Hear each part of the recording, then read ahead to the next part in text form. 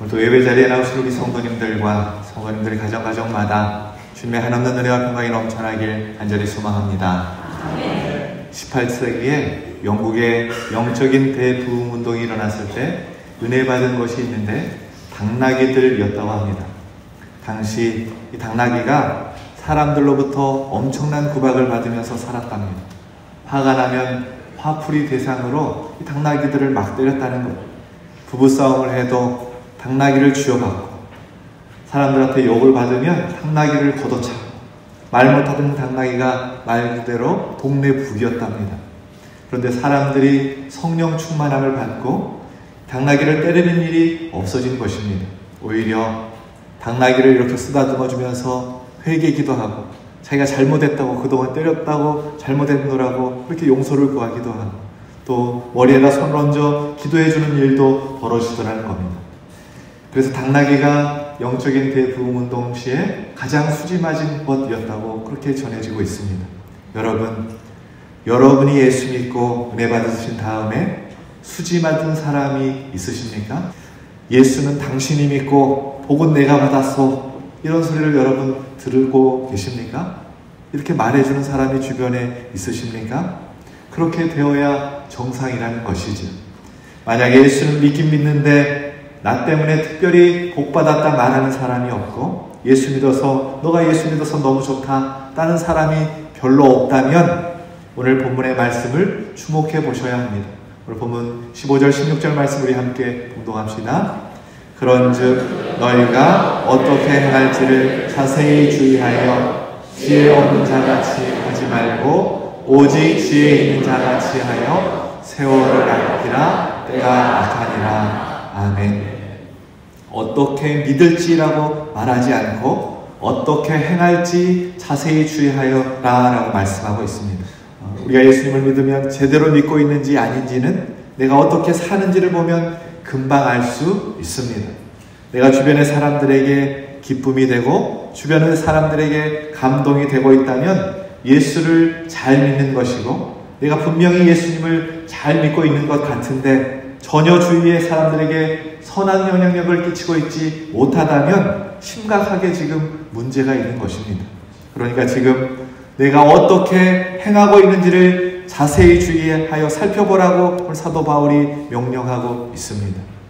많은 그리스도인들이 하나님의 말씀대로 살지 못하는 이유를 세상 핑계를 댑니다. 먹고 살기가 힘들어서, 어렵기 때문에 하나님의 말씀대로 살지 못한다는 것이죠. 세상이 다 그렇게 살아가니까 하나님의 말씀대로 잘 살지 못한다고 그렇게 핑계를 댑니다. 그런데 여러분, 이것은 분별의 문제입니다. 지금 여러분이 여기서 사는 그대로 천국에서 사는 것임을 기억해야 합니다. 여기서 살 때는 세상식으로 살다가 천국에 가서야 변화된 삶을 살리라. 절대로 성경은 그렇게 말하고 있지 않습니다. 누가복음 17장 21절 말씀을 보면 하나님의 나라는 너희 안에 있느니라 라고 말씀하고 있습니다. 여기서 사라지는 것 그대로 천국에 가는 것입니다. 지금 이대로 살다가 그대로 하나님을 만나게 된다라고 말씀하고 있습니다. 그러니 하나님을 지금 만날 준비가 되어 있지 않은 삶을 살고 있다면 우리에게 심각한 문제가 있는 것입니다. 세상 핑계 댈 일이 아니라는 것이지 너무나 심각한 문제라고 오늘 바울이 우리에게 말하고 있는 것입니다. 그래서 세월을 아끼라라고 말하고 때가 악하다고 우리에게 가르쳐주고 있습니다. 이 말은 지금 이 세상은 그저 마음 놓고 살면 하나님의 말씀대로 살지 못하는 세상이다라는 것이지, 하나님의 말씀대로 살기가 너무 힘든 세상 가운데 우리가 살고 있다라는 것입니다. 그러나 우리가 예수님을 정말로 믿으면 예수님은 우리의 삶을 완전히 변화시켜 주십니다. 오늘 말씀해 보니까 19절에 찬양하며 살게 되고, 20절에 감사하며 살게 되고, 21절에 서로 순종하며 살게 된다고 그렇게 말씀하고 있습니다. 예수를 믿고 나면 이런 변화가 일어난다는 것이죠. 별로라고 생각하실 분이 계실지 모르겠어요. 그런데 여러분, 무엇이 이 말씀 속에 없어졌나를 우리가 바라봐야 합니다. 찬송하며 살고 감사하며 살고 서로 순종하며 산다는 이 말씀에 무엇이 없어졌습니까? 걱정하는 것이 없어졌고, 두려워하는 것이 없어지고, 은밀히 죄짓는 것이 없어지고 서로 싸우며 다투는 것이 없어지고 거짓말하는 것이 없어지고 슬픔, 좌절, 낙심이 없어졌다라는 그 말입니다. 그러니 이것이 천국의 삶이라는 것을 우리에게 가르쳐주고 있는 것이지.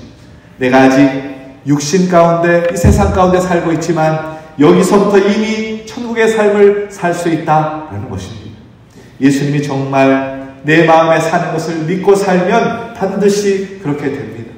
예수님을 우리의 마음에 모시면 예수님께서 우리의 마음을 천국의 삶으로 우리의 마음과 삶을 바꿔주신다라는 것이지. 그런데 오해하지 말아야 할 것은 찬양하며 살게 되고 감사하며 살게 하고 서로 순종하며 살아야 천국 간다는 말씀이 아닙니다. 만약 그것이 천국 가는 말씀으로 율법으로 우리에게 다가온다면 그것은 우리에게 정말 절망과도 같은 일인 것이지. 살다 보면 찬송할 수 없고 감사할 수 없고 그렇게 살아갈 수 없을 때가 분명히 찾아옵니다. 어린아이가 자기 자신보다 먼저 세상을 떠난 부모에게 찬송하며 사세요, 감사하며 사세요 라고 한다고 한들 그것이 정말로 되겠습니까? 얼마나 힘들겠습니까? 평생 장애를 가지고 살아야 하는 자녀를 둔 부모에게 그래도 찬송하십시오, 감사하십시오, 그 말이 무슨 위로가 되고 그렇게 어떻게 살아갈 수 있겠습니까? 빚이 있고 생활하기 힘들어서 아이들을 마음대로 뒷바라지 못해주는 부모에게 어떻게 항상 기뻐하고 감사하며 살라고 말할 수 있겠습니까? 우리의 삶 속에 정말 찬송할 수 없을 때 도무지 감사가 안 나올 상황이 수도 없이 많이 찾아오게 됩니다. 찬송해야, 감사해야, 서로 순종해야 구원받는다 라고 말하는 것은 우리에게 있어서 정말로 끔찍한 일이다 라는 것이지. 그런데 여러분 걱정하지 마십시오. 우리에게 오신 예수님께서 우리를 위해서 십자가에 죽으시고 우리의 죄를 사해 주시고 우리의 마음에 찾아오셔서 우리의 생명과 구주가 되시고 주인이 되어주신 예수님께서 우리를 찬송하게 하고 우리를 감사하게 하고 서로 순종하게 만들어주신다. 천국의 삶을 살 수 있도록 만들어주신다. 예수님께서 그렇게 해주시겠다라고 말씀하고 있다는 것이지. 그래서 오늘 본문 말씀 19절 이하의 말씀을 보면 전부 예수 그리스도와 관련되어 있습니다. 우리 19절 말씀 함께 봉독합시다. 시와 찬송과 신령한 노래들로 서로 받아가며 너희 마음으로 주께 노래하는 주께 노래하는 것, 주님께 노래하는 것이니까 예수님을 분명히 바라보게 된다라는 것이죠. 20절 말씀 함께 봉독합시다. 범사에 우리 주 예수 그리스도의 이름으로 항상 하나님께 감사하며 예수님 때문에 항상 하나님께 감사하는 삶을 살게 된다라는 것이고 21절 말씀 함께 봉독합시다. 그리스도를 경외함으로 피차 복종하라. 우리와 함께 하신 예수님을 경외할 때 우리가 서로 순종하는 삶을 살 수 있다라는 것입니다. 정리해보면 우리의 마음에 오신 예수님을 믿고 예수님을 바라보면 우리를 찬송하게 하고 감사하게 하고 예수님께서 서로 순종하게 만들어주신다. 천국의 삶을 살 수 있도록 만들어주신다 라고 말씀하고 있다는 것입니다. 여러분 이것은 성령 충만한 삶을 가르쳐주고 있는 것입니다. 우리 18절 말씀 함께 봉독합시다. 술 취하지 말라. 이는 방탕한 것이니 오직 성령으로 충만함을 받으라. 아멘. 귀신 들린 사람을 여러분 보셨습니까? 귀신 들린 사람은 금방 표시가 납니다. 잠을 안 자고 소리를 지르고 어두운 곳에 있거나 돌아다니기를 좋아하고 이상한 힘이 그들에게 생깁니다. 그런데 성령 충만한 사람도 마찬가지라고 말하고 있습니다. 분명히 표시가 납니다. 악한 귀신은 우리를 파멸시키지만 성령님은 우리로 하여금 찬송하게 하고 감사하게 하고 순종하는 삶을 살게 한다라는 것이지. 여기서 우리는 성령으로 충만함을 받으라 라고 하신 말씀에 주목해야 합니다. 흔히 성령 충만은 하나님이 주시는 것이라고 생각합니다. 맞는 말씀입니다. 하나님이 주시면 받는 것이고 안 주시면 못 받는 것인데 그러나 진짜 열쇠는 우리가 받아야 된다는 거예요. 우리가 가지고 있다고 말씀하고 있습니다. 다시 말하면 성령 충만은 우리가 하기 나름이라는 것입니다. 하나님께서는 모든 그리스도인들에게 성령 충만하기를 원하십니다. 성령 충만을 주시기를 원하세요. 한 사람도 예외가 없습니다. 그런데 왜 성령 충만한 사람과 성령 충만하지 않은 사람으로 나뉘게 되는 것입니까? 문제가 바로 우리에게 있다는 것이죠. 오늘 성경은 성령 충만을 술 취하는 것과 비교하고 있는데 이유를 알아야 합니다. 술은 사람을 취하게 만듭니다. 기분도 바꾸고 행동도 바꾸고 결국 방탕하게 만듭니다. 그러나 술이 사람을 취하게 할 수 있어도 술을 마시지 않는 사람을 취하게 할 수는 없습니다. 술을 마시지 않으면 24시간 술을 보관하고 있는 창고에 있어도 그 사람은 술 취하지 않는 것입니다. 성령 충만도 마찬가지입니다. 성령님은 우리의 삶을 찬송과 감사와 순종의 삶으로 변화시킵니다. 그러나 우리가 성령님을 모셔드리고 순종해야지 성령님이 그렇게 하실 수 있다는 것이지.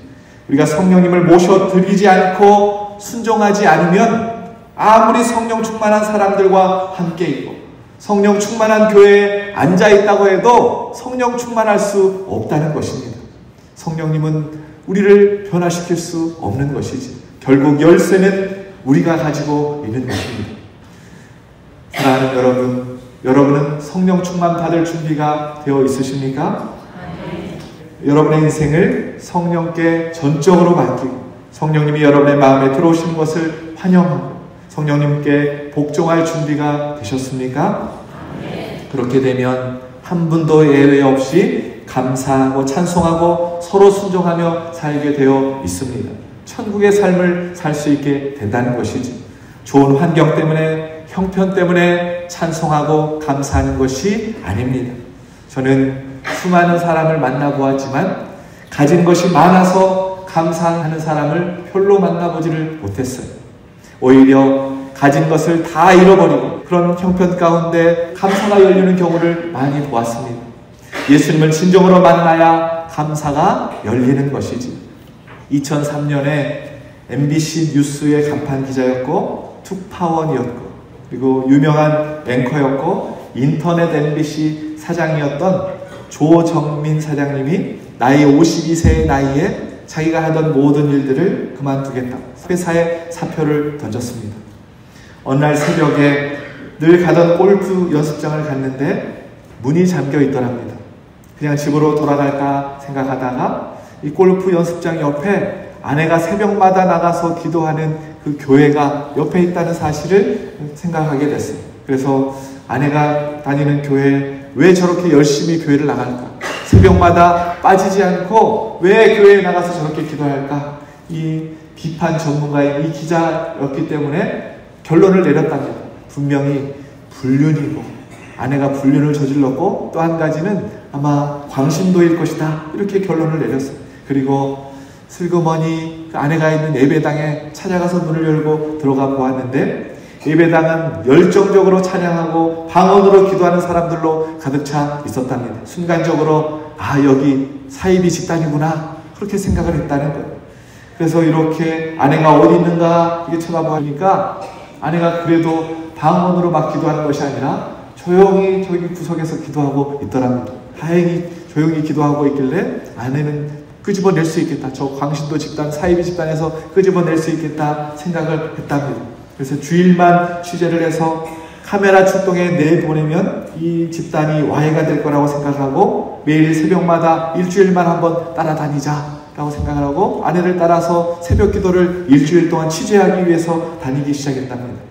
나흘째 되는 날 새벽 기도를 따라갔는데 찬송가 가사 소리가 이 조정민 씨의 귀에 들려왔답니다. 너 예수께 조용히 나가 내 모든 짐 내려놓고 주 십자가 사랑을 믿어 죄사함을 너 받으라. 이 가사를 듣고 있는데 자기도 모르게 눈에서 눈물이 주르르 흘러내리더랍니다. 그것을 아내가 보았어요. 그리고 다음날 목사님을 집으로 초청을 했습니다. 목사님은 이 조정문 씨에게 무릎을 꿇으라고 하고 기도를 해 주셨답니다. 그날 무릎을 꿇는데 너무나 이상하더래요. 평생 자신의 주장과 아직도 고집으로 살았는데 자신이 예수님께 무릎을 꿇는 그 순간에 내가 주님 앞에 항복합니다. 성령님께 항복합니다. 그 마음이 들었다는 거예요. 그리고 그날 이분이 예수님을 영접합니다. 그런 후에 아내와 주변 사람들이 십수년 동안, 수십 년 동안 자신을 위해서 기도해왔다는 사실을 알게 되었습니다. 아내는 술 마시고 난 뒤에 의식불명 상태로 귀가하는 이 남편의 양말을 벗기고 울면서 기도했답니다. 하나님, 제발 이 발이 술집이 아니라 교회를 향하게 해 주옵소서. 아내가 눈물로 기도했다는 이야기를 아내로부터 전해 들었어요. 그날 이후로 그동안 자신이 자랑스럽게 생각하며 살아왔다는 것이 너무나 부끄러워졌다는 것입니다. 특히 비판만 가지고서는 개인도 사회도 변화시킬 수 없다는 사실을 그가 깨닫게 됩니다. 메마르고 비참한 삶을 그동안 내가 살고 있었구나 라는 것을 깨닫게 됩니다. 아내에게 늘 윽박지르기만 했고 스트레스 풀려고 소주 10병을 단숨에 비워버리고 그리고 골프도 싱글 실력이 되도록 골프를 쳤다는 거예요. 20대에는 세상을 바꾸고 싶었고 30대에는 늘 불화가 있는 아내를 바꾸고 싶었고 40대에는 아들을 변화시키고 싶었답니다. 스스로 자신을 대단히 여기고 사람들이 대단히 여기는 것을 자랑이라고 생각했는데 속은 썩어질 대로 썩어지고 아내조차 의심하고 아내와 불화가 있고 이런 삶을 그가 살고 있었다는 것이지. 하나님을 믿고 난 다음에 아내와의 관계가 회복되었습니다. 아들과의 관계도 회복되니 가정이 회복이 되었답니다. 50년 동안 1시간씩 새벽마다 절에 가서 예불을 드리는 어머니, 자기 어머니를 모시고 교회로 인도했답니다. 자기가 근무하는 방송국에서 수십 명을 전도하고 간증을 했다는 것. 그러다가 사표를 내고 미국 보스턴의 신학교에 그가 입학을 해요. 그리고 지난 시절 열정을 가지고 대부분 배드뉴스, 나쁜 소식을 전했지만 이제는 내가 굿뉴스, 좋은 소식만 전하리라 라고 다짐을 하고 목사가 되었습니다. 지금은 2013년부터 서울의 베이직 교회 담임 목사로 사역을 하고 있습니다. 이분이 이렇게 고백하는 거예요. 성령님께 무릎을 꿇고 항복했더니 자신의 삶이 이렇게 바뀌었습니다. 그렇게 고백하는 거예요. 여러분 기억하십시오. 성령 하나님은 우리의 마음 가운데 오시기를 원하십니다. 마음을 열고 성령님을 받아들이실 수 있기를 소망합니다. 성령님께 무릎 꿇으면 우리의 삶이 완전히 변화될 줄로 믿습니다. 하나님께는 유독교회 모든 성도님들 모두 한 사람도 빠짐없이 성령 충만하게 되시길 예수 그리스도의 이름으로 축원합니다. 그런 의미에서 우리 옆사람과 인사 한번 하겠습니다. 성령 충만합시다. 성령 충만을 받으려면 우리가 해야 할 일이 있습니다. 성령 받는 것에 대한 잘못된 오해와 생각들을 버려야 합니다. 먼저 성령 받는 것은 쉽지 않다라는 이 생각입니다. 성령 충만은 아무나 받는 것이 아니기 때문에 받기가 굉장히 어렵다라는 이 생각을 가지고 있다는 것이죠. 아니요, 틀렸습니다. 절대로 그렇지 않습니다. 사도행전 2장 38절 말씀 우리 함께 봉독합시다. 너희가 회개하여 각각 예수 그리스도의 이름으로 세례를 받고 죄사함을 받으라. 그리하면 성령의 선물을 받으리니. 아멘. 성령은 하나님께서 우리에게 주신 선물이라고 성경은 우리에게 가르쳐주고 있습니다. 여러분, 선물을 받는 것이 쉽습니까? 어렵습니까? 선물은 주시면 감사합니다 라고 받으면 됩니다.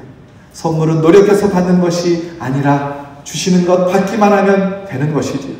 성령을 받는 것이 꼭 선물 받는 것과 같다는 것입니다. 하나님이 우리에게 성령을 선물로 주시는 것이고 우리는 그것을 그저 감사함으로 받기만 하면 된다는 것입니다. 성령을 받는 것이 어렵다라고 생각하는 것은 마귀가 성령을 받지 못하도록 우리의 마음을 빼앗아가고 있는 것입니다. 두 번째, 나 같은 사람은 성령 받을 수 없다라고 생각하는 그 생각은 잘못된 것입니다. 나는 성령 받을 만한 자격이 못 돼. 내게는 성령이 임하시는 일이 일어나지 않을 거야 하는 생각을 여러분 버려야 합니다. 구약시대에는 성령은 아무나 받는 것이 아니었어요. 특별한 하나님의 사람에게만 성령이 임했습니다. 그러나 오순절 성령 강림 때는 다릅니다. 그 자리에 기도하고 있던 모든 사람이 다 성령을 받게 됩니다. 요엘 선지자가 예언한 대로 다 이루어졌습니다. 요엘서 2장 28절 29절 말씀 함께 봉독합시다. 그 후에 내가 내 영을 만민에게 부어주리니 너희 자녀들이 장래일을 말할 것이며 너희 늙은이는 꿈을 꾸며 너희 젊은이는 이상을 볼 것이며 그때 내가 또 내 영을 남종과 여종에게 부어줄 것이며. 아멘. 만민에게 모든 사람이 이 성령을 받을 수 있다라고 성경은 우리에게 가르쳐주고 있습니다. 마지막으로 성령을 받으려면 오래 기다려야 한다라는 생각입니다. 이 생각도 잘못되었습니다. 내가 성령을 사모한 지 벌써 몇 년이 되었는데 나는 아직 성령 체험을 하지 못했다. 이런 성도들이 교회 안에 있습니다. 그래서 성령 충만을 받는다는 것은 대단히 시간이 오래 걸린다라고 생각을 한다라는 것이죠. 여러분, 이것은 오해입니다.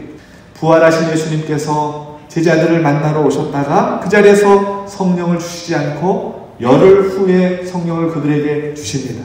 바로 그 이유는 오순절 절기 때문이었습니다.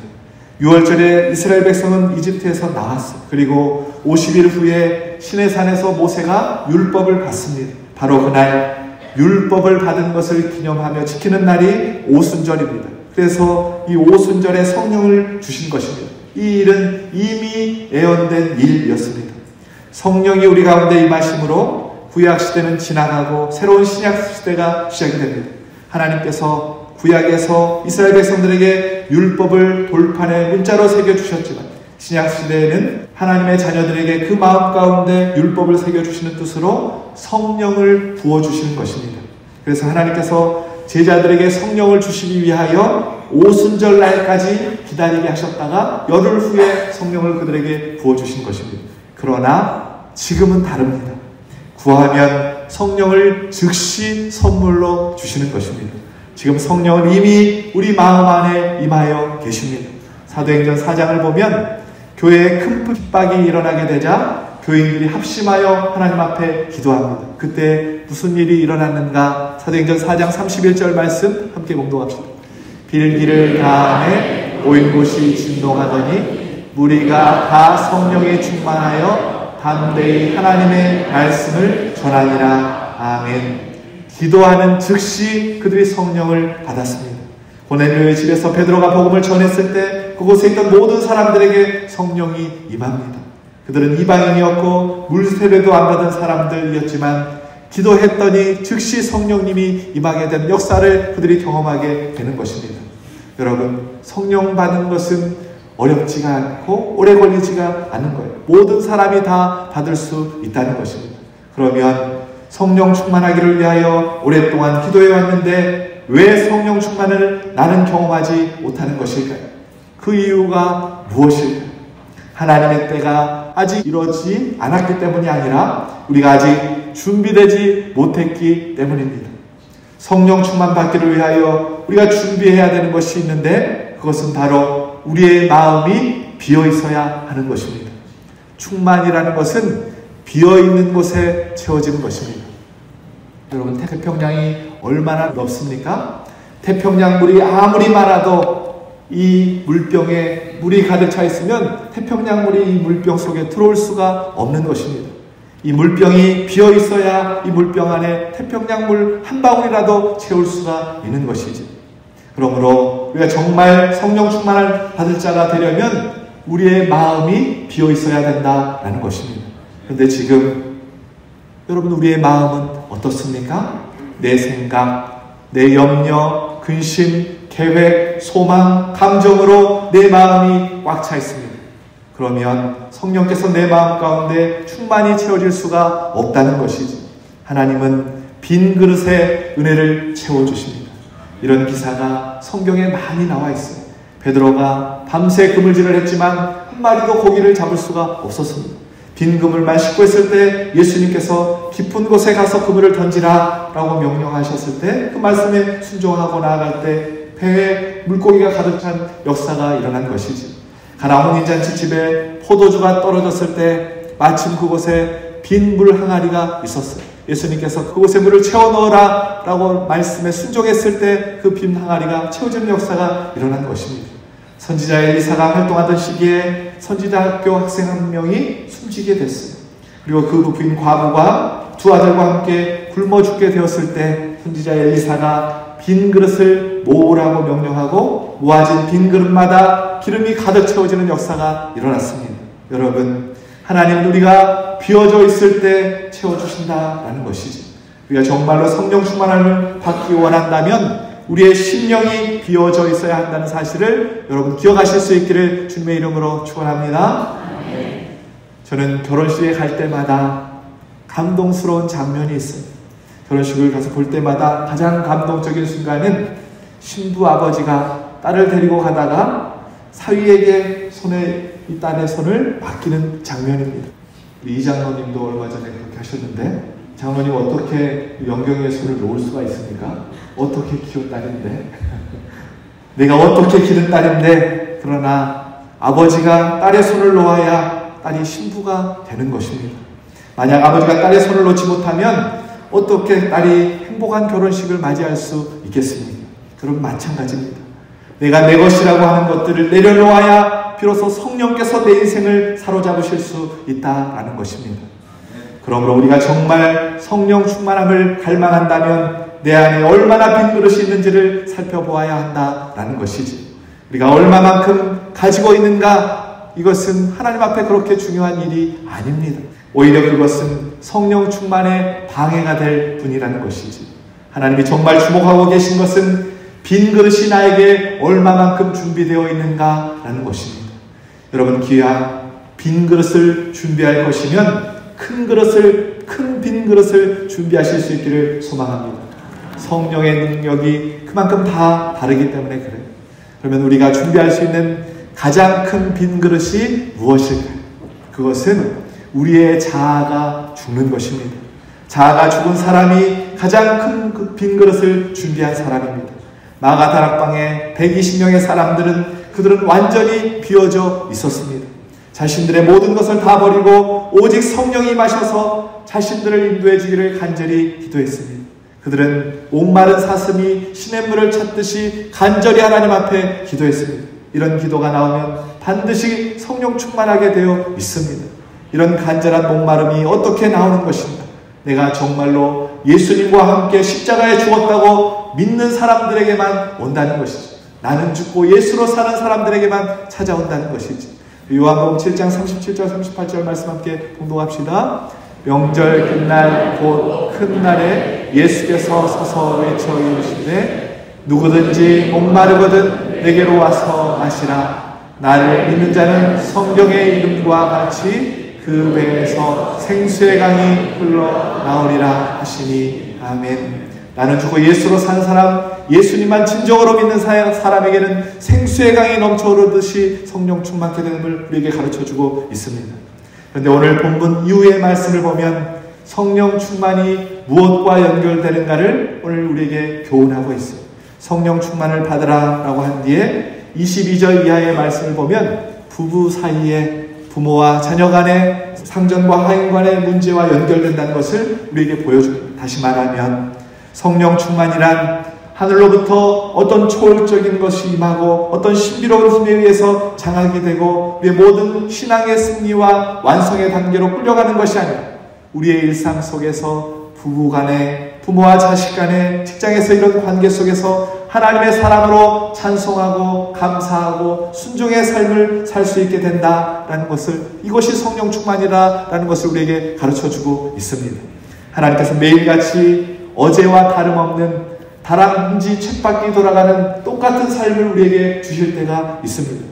지긋지긋한 일상을 또 보내야 되는구나, 또 반복되는구나, 그런 삶을 살아갈 때가 있다는 것이죠. 그런데 우리는 이러한 일상 속에서 하루 종일 어떤 문제하고 부딪히게 되냐면 내가 하나님의 사람으로 살 것인가 아니면 세상과 타협하며 살 것인가 하는 이 문제를 만나게 된다는 것이죠. 그래서 오늘 사도 바울은 오직 성령의 충만함을 받으라 우리에게 명령합니다. 성령 충만할 때 세상과 타협하지 않고 하나님의 사람으로 살아갈 수 있고 주님께 순종하고 찬송하고 감사하며 이 땅에서도 천국의 삶을 살 수 있음을 우리에게 가르쳐주고 있는 것입니다. 사랑하는 여러분, 성령 충만한 사람, 예수님이 삶의 이유요 목적이 되는 사람은 지지고 볶는 우리의 일상 속에서 찬송과 감사와 순종의 삶을 살게 될 것입니다. 이것이 하나님이 우리에게 원하시는 일이고 우리도 살고 모든 이들을 살려내는 길입니다. 그래서 하나님은 우리가 성령 충만하기를 원하십니다. 바라옵기는 매일 성령 하나님을 내 마음의 주인으로 모시고 매일 해야 되는 일입니다. 매일같이 눈만 뜨면 성령 하나님 내 마음이 주인이 되어 주옵소서. 매일 주인으로 모셔드리고 내 안에 내 것으로 꽉 찬 나의 자아를 비워내심으로 내 욕심, 내 계획, 내 생각, 내 고집들 다 비워내심으로 나는 죽고 예수로 사는 성령 충만한 사람들 다 되시길 주님의 이름으로 축원합니다. 그리하여 성령 충만한 우리 유독교회와 모든 성도님들을 통해서 우리의 가정과 이웃과 교회가 살고 이 나라와 이 민족이 살아나는 귀한 역사가 일어나길 예수 그리스도의 이름으로 축원합니다.